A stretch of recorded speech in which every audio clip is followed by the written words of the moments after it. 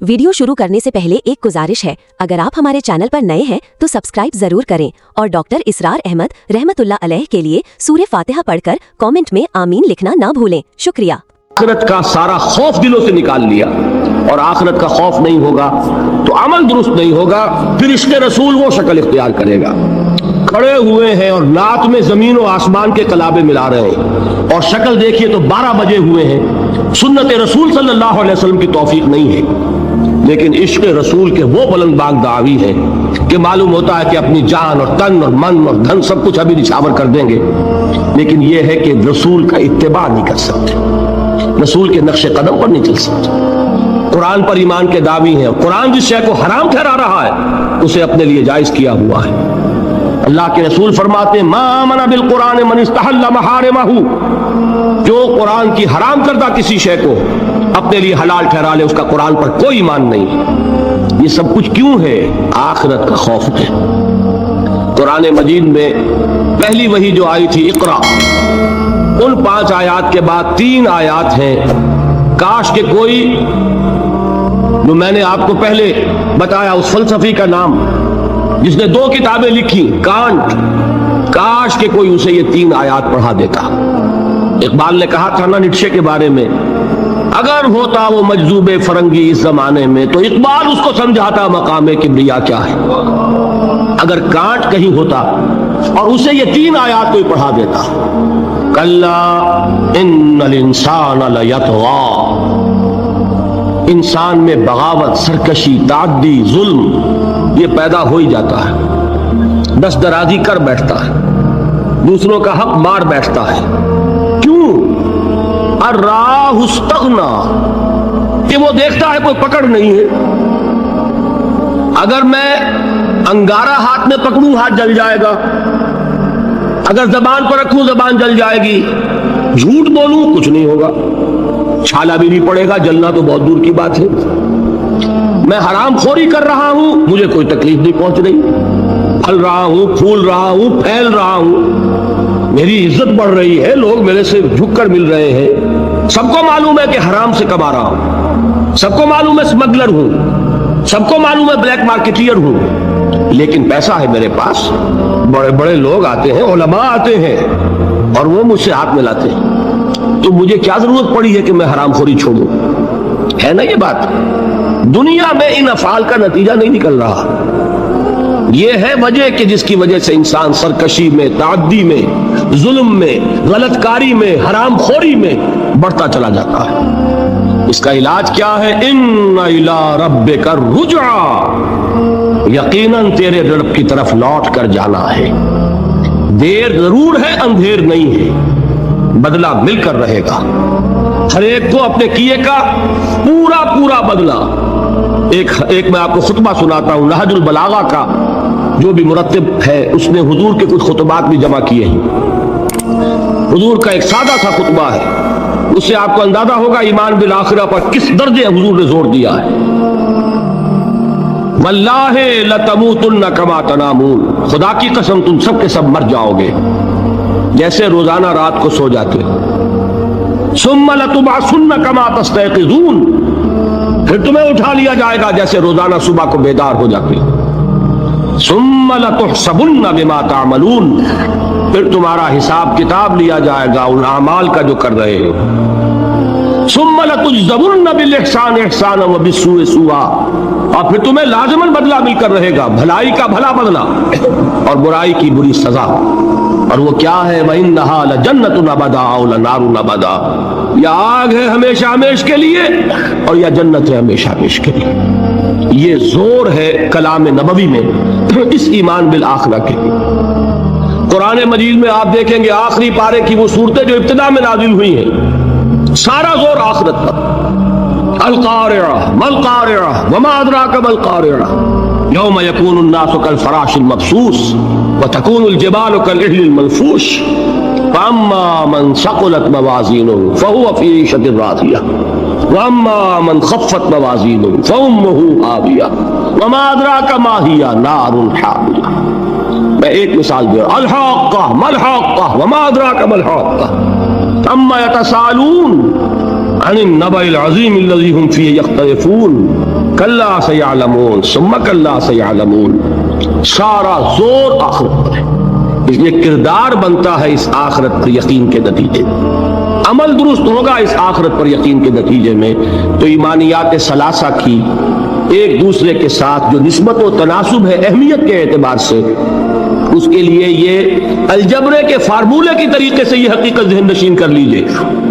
علمی، اصولی، نظری، علمی اعتبار سے اصل اہمیت ایمان باللہ کی ہے، قانونی، فقہی، شرعی اعتبار سے اصل اہمیت ایمان بالرسالت کی، اخلاقی، عملی اعتبار سے اصل اہمیت ایمان بالآخرہ کی ہے.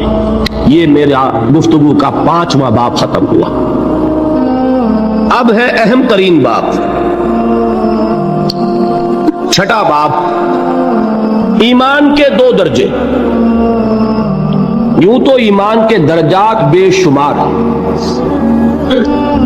ایک ایمان میرا اور آپ کا، ایک ایمان ابو بکر اور علی کا رضی اللہ تعالی عنہما. کوئی نسبت و تناسب ہے؟ کتنے درجے ہوں گے؟ وہ درجات گنے نہیں جا سکتے، ناممکن. لیکن جان لیجئے کہ ان کو 2 بڑے بڑے حصوں میں ہم تقسیم کر دیں گے. ایک ایمان ہے قانونی ایمان، اسی کے لیے ایک اصطلاح ہے اسلام. ایک ایمان ہے حقیقی ایمان، جس کے لیے ایک دوسرا لفظ ہے یقین. ان 2 چیزوں کو علیحدہ علیحدہ سمجھ لیجیے. دیکھیے، تصدیق میں نے کہا تھا ایمان کے معنی تصدیق ایک ہے زبان سے، ہاں آپ صحیح کہہ رہے ہیں، آپ اللہ کے رسول ہیں، میں نے مان لیا جو خبر آپ دے رہے ہیں، میں نے قیامت کو مانا، بعث بعد الموت کو مانا، اللہ کو مانا، اس کے اسماء کو مانا، اس کی صفات کو مانا. میں گواہی دیتا ہوں واشہد ان لا الہ الا اللہ واشہد ان محمد رسول اللہ. یہ کیا ہے؟ اقرار باللسان. اس کا نتیجہ کیا نکلا؟ کوئی ہندو ہو، سکھ ہو، پارسی ہو، عیسائی ہو، بدھ مت کا ماننے والا ہو، پھر یہ چوڑا ہو، چمار ہو، کسے باشد، آج یہ جملہ زبان سے نکالے، وہ دفعتاً کیا ہو گیا؟ مسلمان. کوئی یہاں لمبا چوڑا سفر نہیں ہے. مسلمان ہونے کے لیے کوئی لمبے چوڑے ریچولز نہیں ہے، کوئی لمبی چوڑی رسومات کا سلسلہ نہیں ہے. جو شخص یہ کہہ دے اور اقرار باللسان، ہم اسے مسلمان مان لیں گے. الا یہ نوٹ کر لیجئے، مغالطہ ہو جاتا ہے بعض لوگوں کو.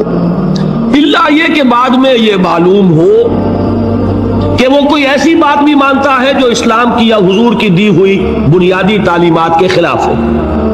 جب یہ معلوم ہوگا تو ہم کہیں گے نہیں بھائی تم مسلمان نہیں ہوئے، اس کا نام تکفیر ہے، پھر اس کو کافر قرار دیا جائے گا. مثال دوں آپ کو، ایک شخص کہتا ہے اشہد ان لا الہ الا اللہ واشہد ان محمد رسول اللہ، ہو گیا مسلمان.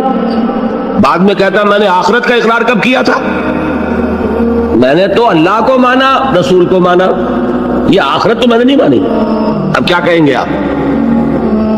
اس کو مسلمان مانیں گے کہ نہیں؟ یہ تکفیر ہے.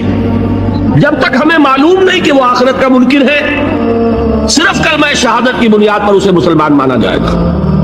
لیکن جب معلوم ہوا کہ وہ آخرت کا منکر ہے، اب اس کی تکفیر ہو جائے گی کہ نہیں تو مسلمان نہیں ہو، کافر.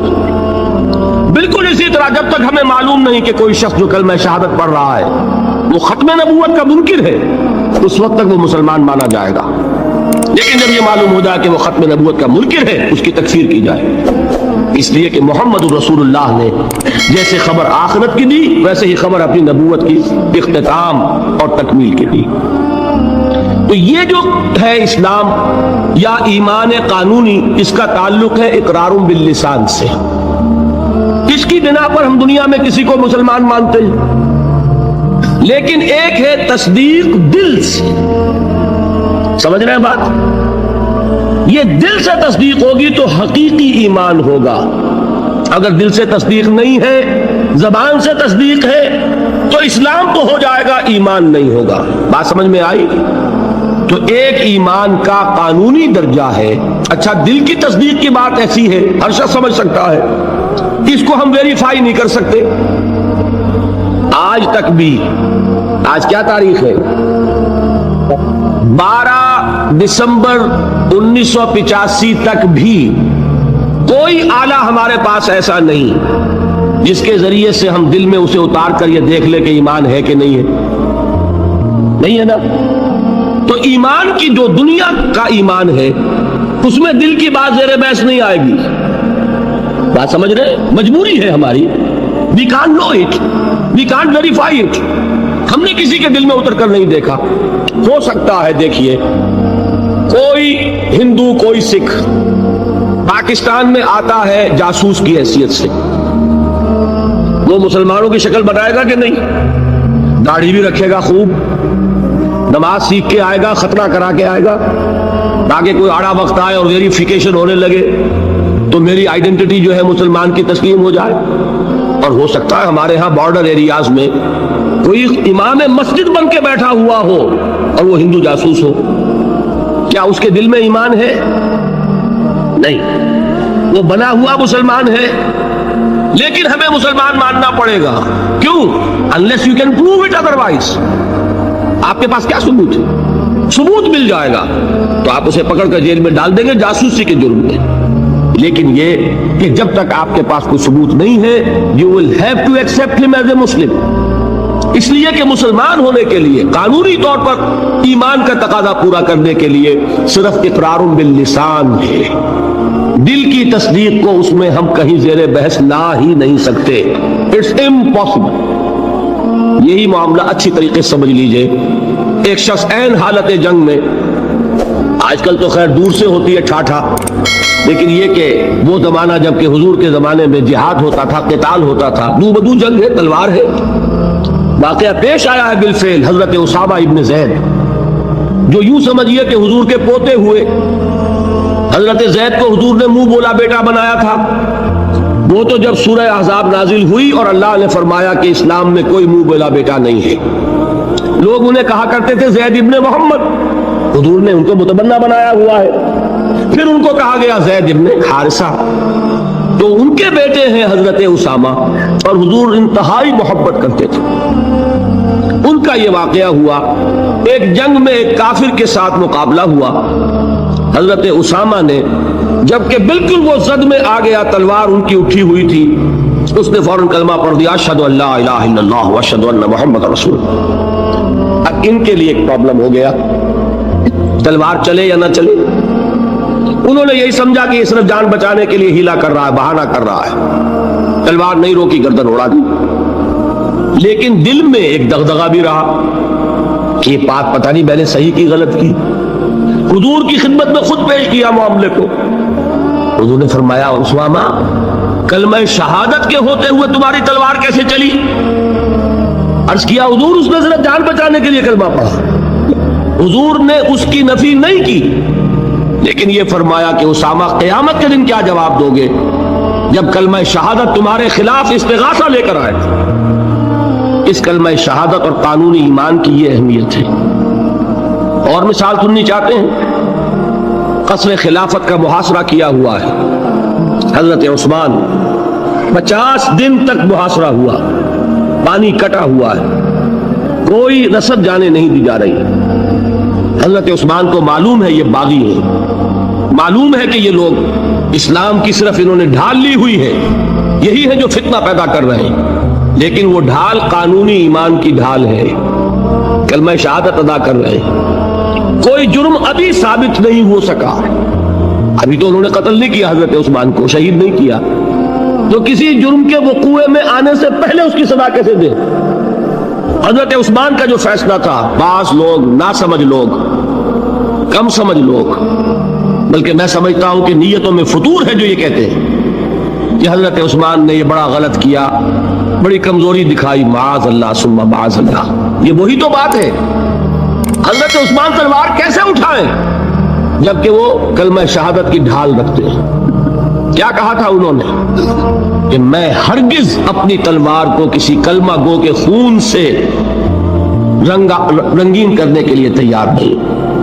یہ مجھے شہید کرنا چاہتے ہیں، کر دیں، لیکن میں اپنی جان کے تحفظ میں کسی کلمہ گو کا خون نہیں بہاؤں گا، اس لیے کہ یہ کلمے کی ڈھال بہت بڑی ڈھال ہے، جس کو کہ حضرت اسامہ، حضور فرما رہے ہیں کہ اسامہ کیا جواب دو گے قیامت کے دن جب یہ کلمہ شہادت تمہارے خلاف استغاثہ لے کر آئے۔ یہ ہے اس قانون کی اہمیت۔ قانونی ایمان اس دنیا میں انتہائی اہمیت کا حامل ہے۔ حضور نے فرمایا کہ ایک مسلمان کی جان اور اس کی آبرو اللہ کی نگاہوں میں اتنی محترم ہے جتنا کعبہ۔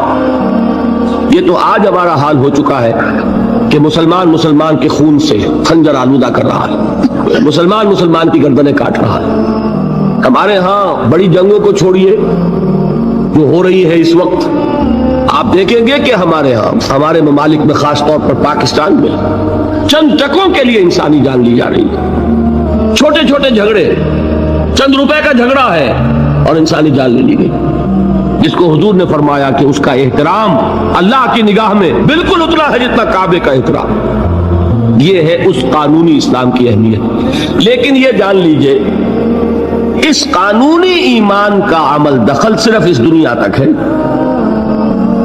آخرت میں سابقہ پیش آئے گا اس ہستی سے جو ہماری طرح لاچار نہیں ہے، وہ دلوں کے حال کو جانتی ہے، علیم بذات الصدور ہے، وہ جانتی ہے یعلم ما تسرون وما تعلنون، اللہ تو جانتا ہے جو کچھ تم ظاہر کرتے ہو اور جو کچھ تم چھپاتے ہو، واللہ علیم بذات الصدور، وہ تمہارے سینوں کی کیفیت کو جانتا ہے۔ لہذا یہ قانونی ایمان کیا مانی؟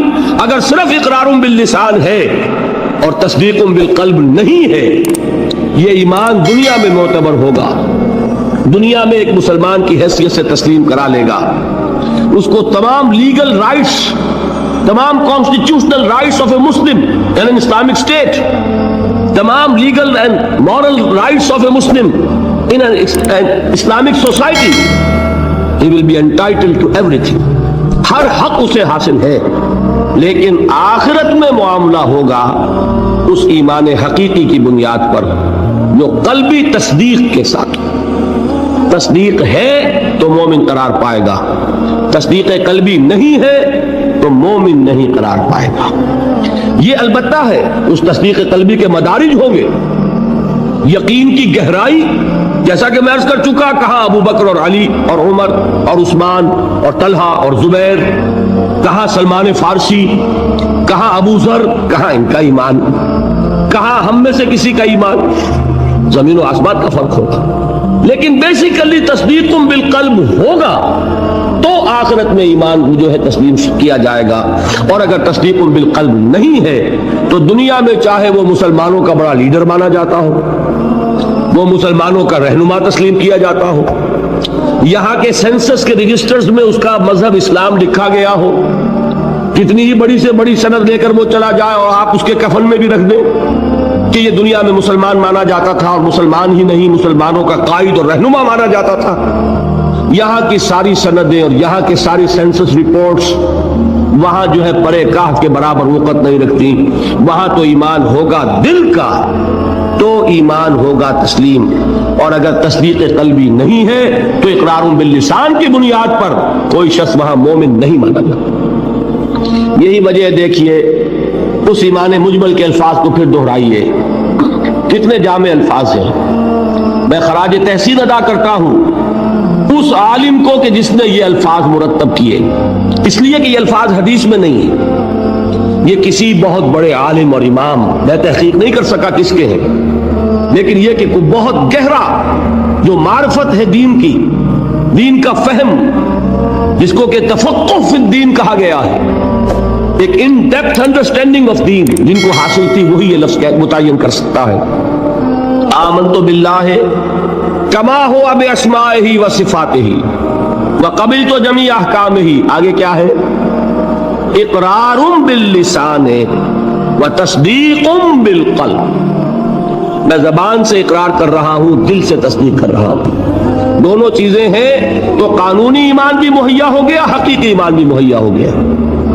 اور اگر یہ دونوں چیزیں نہیں ہیں، صرف اقرار باللسان ہے، تو وہ دنیا میں مسلمان سمجھا جائے گا اگر تصدیق قلبی نہیں ہے آخرت میں وہ مومن شمار نہیں ہوگا. اچھا ایک اور شکل بھی ہو سکتی ہے، ہو سکتا ہے تصدیق بالقلب ہو لیکن اقرار نہ کرے، یہاں وہ شخص بھی یہاں مسلمان نہیں مانا جائے گا. وہاں کا معاملہ اللہ کے حوالے ہے، وہ انڈیویجول کیس ہے، اللہ تعالیٰ جیسے چاہے اس سے معاملہ کرے. لیکن یہاں مسلمان اور مومن منوائے جانے کے لیے اقرار باللسان لازمی ہے. کسی شخص کو لاکھ یقین ہو، ابو جہل نے بھی اقرار کیا تھا جب اس سے سوال کیا گیا کہ کیا تمہارا یہ خیال ہے کہ محمد جھوٹ کہہ رہے ہیں صلی اللہ علیہ وسلم؟ انہوں نے کہا نہیں، محمد نے کبھی جھوٹ نہیں بولا. پھر سوال کیا گیا پھر ان کی بات کیوں نہیں مانتے؟ اس نے صاف اقرار کیا، میں یہ کہا کرتا ہوں give the devil his due. وہ ابو جہل ہے، کفار کا چوٹی کا لیڈر، حضور کا نہایت یوں کہیے کہ دشمن، لیکن یہ کہ اس کو بھی اگر اس کے اندر کوئی بات تھی تسلیم کیجئے. give the devil his due. اس نے جھوٹ نہیں بولا، سچ بولا. اس نے کہا میں کبھی نہیں مانتا یہ کہ حضور یہ محمد صلی اللہ علیہ وسلم جھوٹ بولتے، کبھی جھوٹ نہیں بولا. بھائی مانتے کیوں پھر نہیں؟ کہنے لگا کہ ہمارے اور ان کے درمیان ایک مسابقت اور مقابلہ چل رہا تھا. یہ قبائل کے اندر آپ کو معلوم ہے مقابلہ ہوتا ہے ایک دوسرے سے آگے بڑھنے کا، کہیں گھوڑا آگے بڑھانے پہ جھگڑا اور کہیں پانی پینے پلانے پہ جھگڑا. تو قریش ایک قبیلہ ہے، قریش کے گھرانے ہیں یہ، بنو ہاشم، بنو امیہ، بنو عدی، بنو فیم، بنو فلاں. تو اس نے کہا کہ ہمارے اور بنو ہاشم کے درمیان ایک مقابلہ تھا، مسابقت تھی. ہم کندھے سے کندھا لگائے آ رہے ہیں آج تک، ہم نے آگے نہیں نکلنے دیا بنو ہاشم کو. انہوں نے سخاوتیں کی، ہم نے ان سے بڑھ کر کی. انہوں نے لوگوں کو کھانے کھلائے، ہم نے بڑے دسترخوان بچھا دیے. ابھی تک تو ہم کندھے سے کندھا ملائے آ رہے ہیں. اگر ان کی نبوت مان لیں تو ہم قیامت تک کے لیے نیچے ہو جائیں گے، اور یہ مجھے گوارا نہیں. اور مثال چاہیے، قرآن کتنی مرتبہ کہتا ہے کہ یہود کے علماء حضور کو اس طرح پہچانتے تھے جیسے اپنے بیٹوں کو پہچانتے. یعرفونہ کما یعرفون ابناہم. ایک شخص لاکھوں میں بھی اپنے بیٹے کے پہچان میں غلطی نہیں کرے گا. وہ مثال دی ہے اللہ تعالیٰ نے، ایسے پہچانتے ہیں محمد کو جیسے اپنے بیٹوں کو پہچانتے ہیں، لیکن ایمان نہیں لائے. ایک استثناء حضرت عبداللہ ابن سلام رضی اللہ تعالی عنہ، علماء یہود میں سے جو ایمان لائے ہیں، باقی کوئی ایمان نہیں لایا. کیوں؟ کہ آج تک تو ہماری سرداری ہے، ہماری چودراہٹ ہے، لوگ ہم سے فتوے مانگتے ہیں، لوگ ہم سے آ کر پوچھتے ہیں، ہمارے ہاتھ چومتے ہیں. اگر ہم محمد کو مان لیں، ہماری سیادت، ہماری قیادت، ہماری چودراہٹ، ہماری مسند نشینی، یہ سب کی سب ختم ہو جائے گی، اور یہ ہمیں گوارا نہیں. یہ ہے اصل سبب. تو اقرار باللسان لازم، اور دنیا میں اسی پر دار و مدار ہے کسی کے مسلمان مانے جانے کا. لیکن تصدیق بالقلب لازم، اور آخرت میں کسی کے مومن مانے جانے کا کلیتاً دار و مدار تصدیق بالقلب. یہ دونوں باتیں علیحدہ علیحدہ. اصل میں ہمارے ہاں ایسا ہوا ہے کہ ان چیزوں میں صحیح طور پر علیحدہ علیحدہ نہ سمجھنے کی وجہ سے بڑی کنٹروورسیز ہو گئی ہیں، بڑے مغالطے، بڑے مباحثے، بڑے مناظرے، علم کلام کی بڑی بحثیں، ایمان کی حقیقت، ایمان اور عمل کا تعلق، ان چیزوں میں سارے اختلافات ریزالو ہو جاتے ہیں اگر یہ بنیادی بات آپ کو معلوم ہو.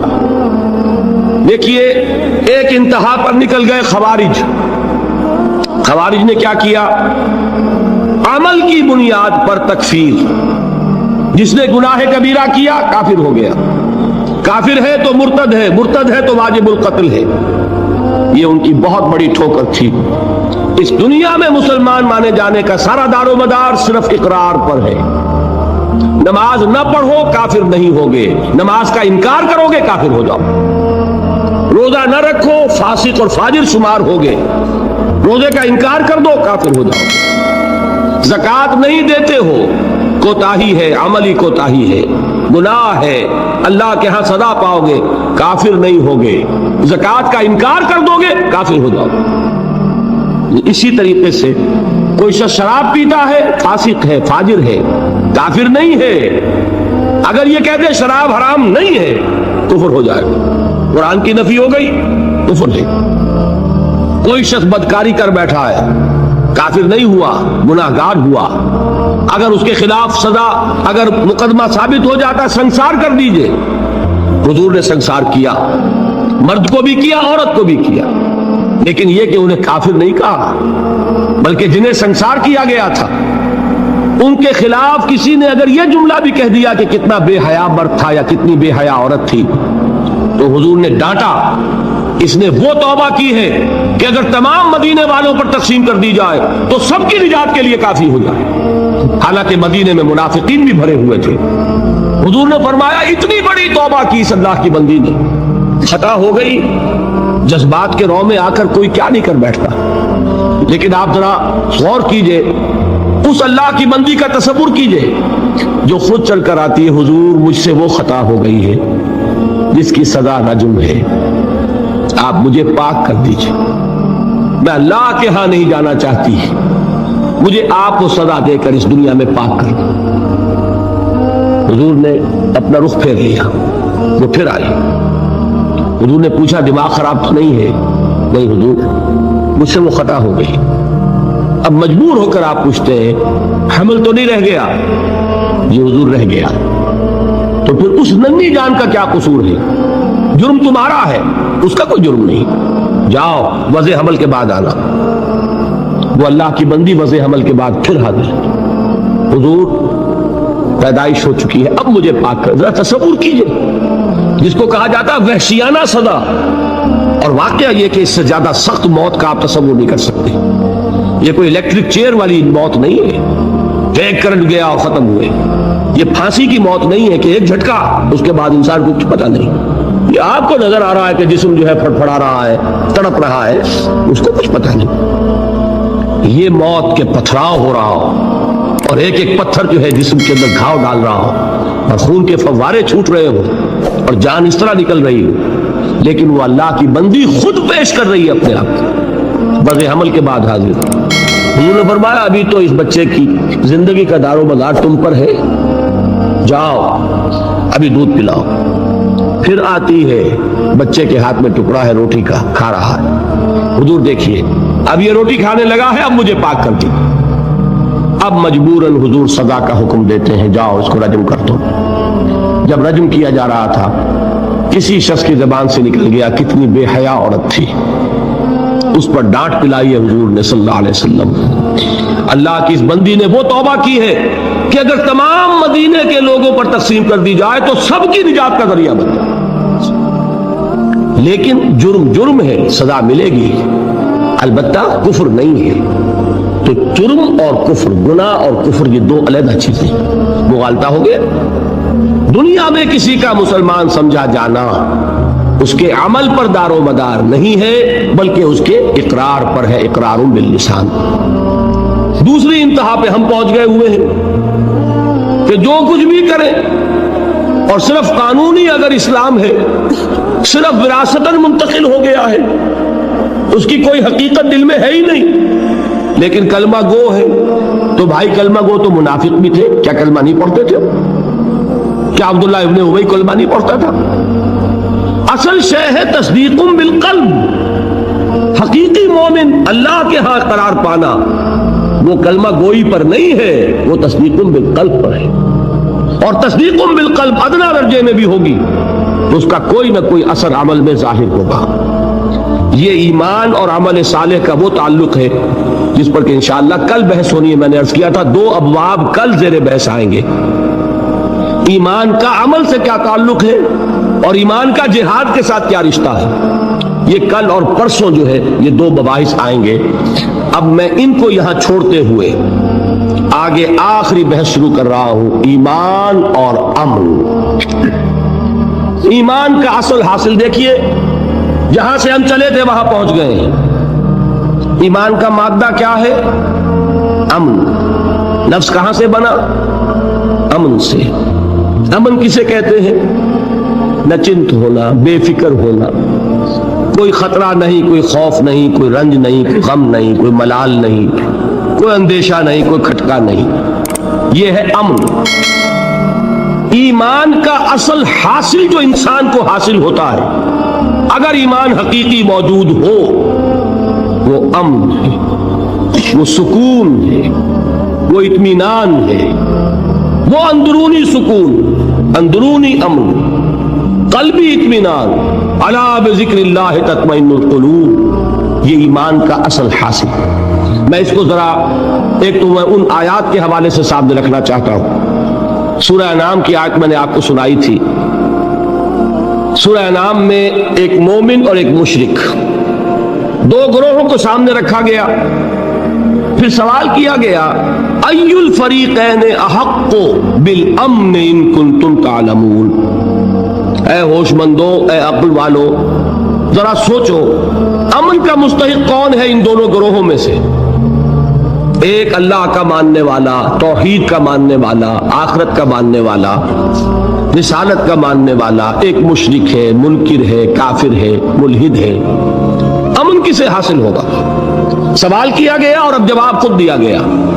الذین آمنوا ولم یلبسوا ایمانہم بظلم اولئک لہم الامن وہم مہتدون. وہ لوگ جو ایمان لائیں اور اپنے اس ایمان میں شرک کی آمیزش نہ کریں. اب اس پر ایک مکمل تقریر میری ہونی ہے, وہ جو 17 تاریخ کی آپ کو بتائی گئی. شرک کسے کہتے ہیں, شرک کی اقسام کیا ہے, شرک کی قسمیں کیا ہیں, اس کا بھی بڑا محدود تصور ہے ہمارے ذہنوں میں. بہرحال اس پورے تصور کو اس وقت اپنے ذہن میں فرض کر کے جو شخص شرک سے بچ جائے اور ایمان رکھتا ہو وہ ہے امن کا حقدار, وَهُمُ الْمُهْتَدُونَ, اور وہ ہے ہدایت یافتہ, ہدایت پانے والے. ایمان اور امن کا یہ رشتہ ہے. ایک اور حوالے سے اس کو ذہن میں بٹھا لیجئے. جب آپ نئے مہینے کا چاند دیکھتے ہیں, ہلال دیکھتے ہیں, تو کیا دعا مانگتے ہیں؟ اگر اللہ نے توفیق دی ہے, اگر آپ نے یاد کی ہے دعائے مسنونہ, کیا الفاظ ہے؟ اللہم اہلہ علینا بالامن والایمان والسلامت والاسلام. اے اللہ, یہ مہینہ جو اس چاند کے ساتھ چڑھ رہا ہے, شروع ہو رہا ہے, طلوع ہو رہا ہے, اے اللہ اس مہینے کو ہمارے لیے امن اور ایمان اور سلامتی اور اسلام کا ذریعہ بنا. معلوم ہوا امن کا تعلق ایمان سے اور سلامتی کا تعلق اسلام سے. اب قرآن کی ایک آیت اور حضور کی یہ دعائے مسنونہ اس ایمان اور امن کے تعلق کو جس طرح واضح کر رہی ہے, اس کو سامنے رکھ کر بات سمجھیے عقلاً.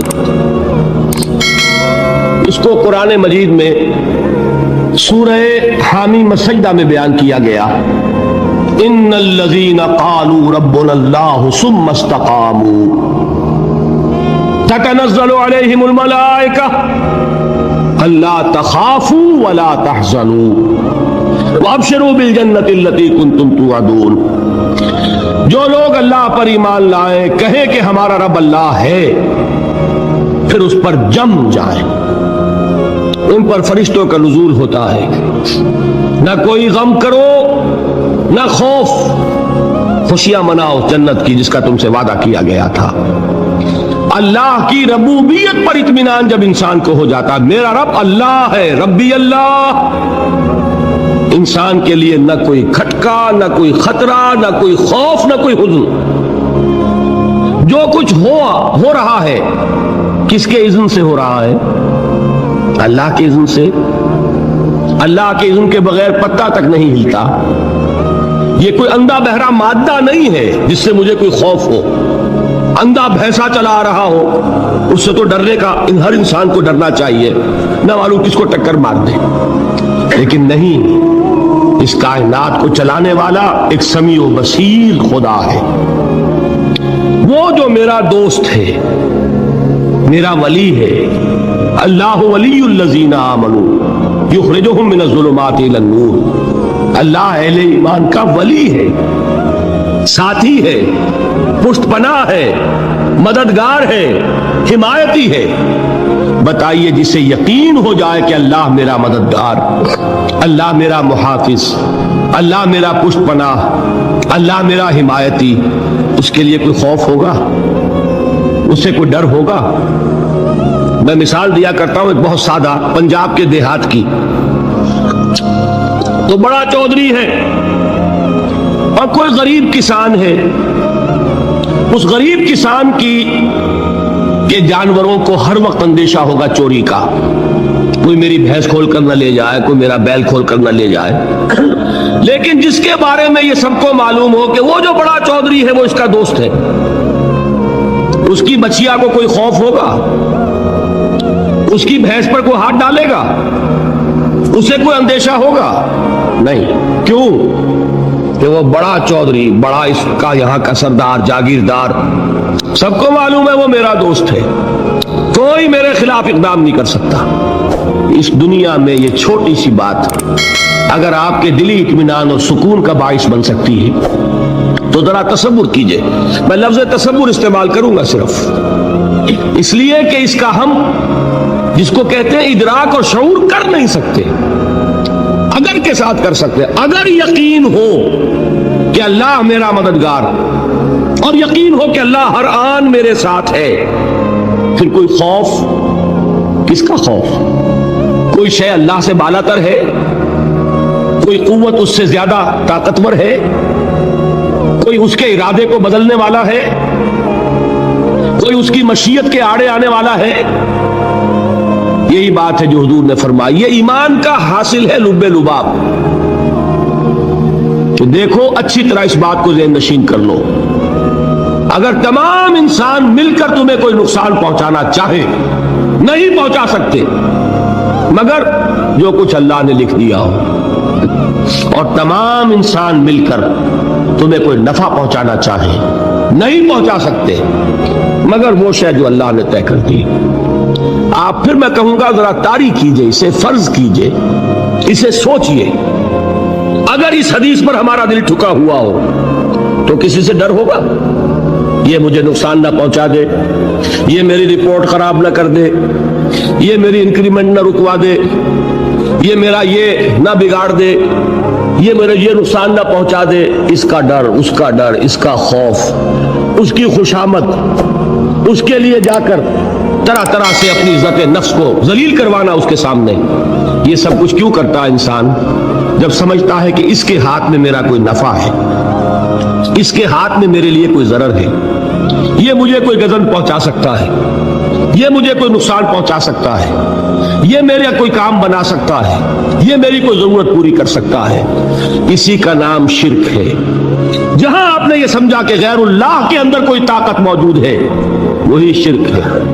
بتوں سے تجھ کو امیدیں، خدا سے نومیدی، مجھے بتا تو صحیح اور کافری کیا ہے؟ شرک تو یہ ہے جس پر بھی تمہیں یہ خیال ہے، کلمہ ہے یہ کلمہ سوم، لا حول ولا قوت الا باللہ، ذرا اس پر دل کو کبھی اگر آپ تصور کریں، پھر فرض کریں، دل ٹھک جائے اس پر، کوئی طاقت نہیں۔ یہی بات تھی جو شیخ عبد القادر جیلانی رحمۃ اللہ علیہ نے اپنی وصیت میں اپنے بچے سے کہی۔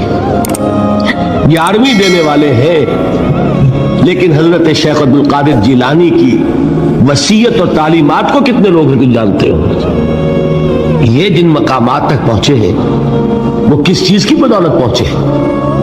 انہوں نے جو پیغام دیا وہ کیا تھا؟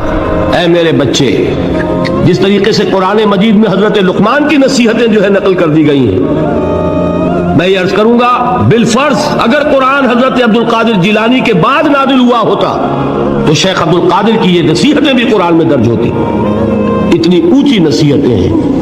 اے میرے بچے، اس حقیقت کو ذہن نشین کر لے، لا فاعل فی الحقیقت ولا مؤثر الا اللہ، اس کائنات میں نہ کوئی فاعل حقیقی ہے نہ مؤثر حقیقی ہے سوائے اللہ کے۔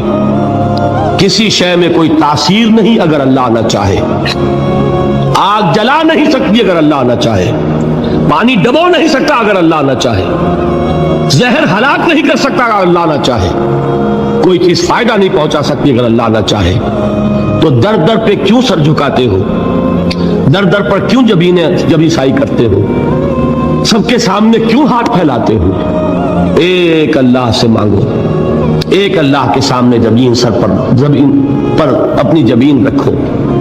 لا فاعل فی الحقیقت ولا مؤثر الا اللہ۔ نظر آتا ہے ہمیں کہ پانی پیاس بجھا دیتا ہے، پیاس بجھانے کی صلاحیت پانی میں نہیں ہے، اللہ کے اذن سے۔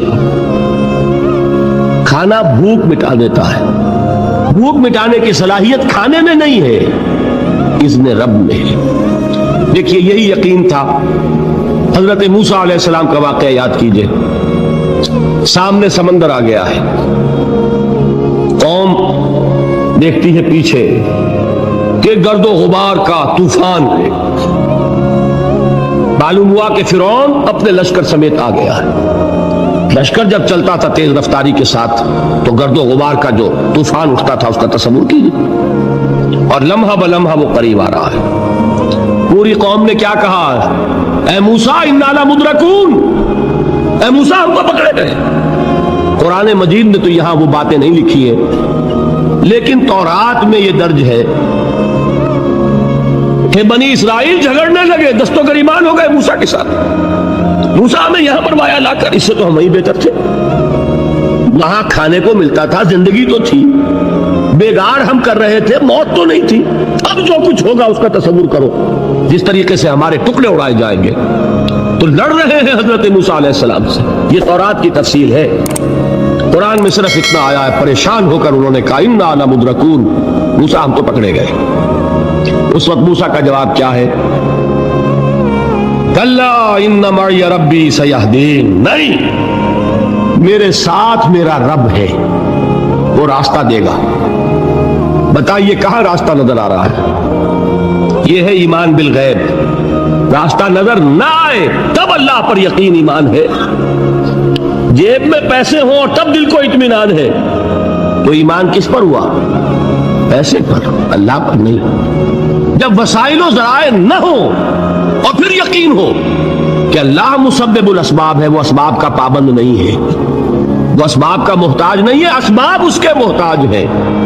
اگر یہ یقین ہے تو اللہ پر ایمان ہے، یہ نہیں ہے تو تمہارا ایمان اسباب پر ہے، وسائل پر ہے، ذرائع پر ہے، مادیات پر ہے، اللہ پر نہیں۔ اس وقت کہاں راستہ تھا؟ کوئی راستہ تھا؟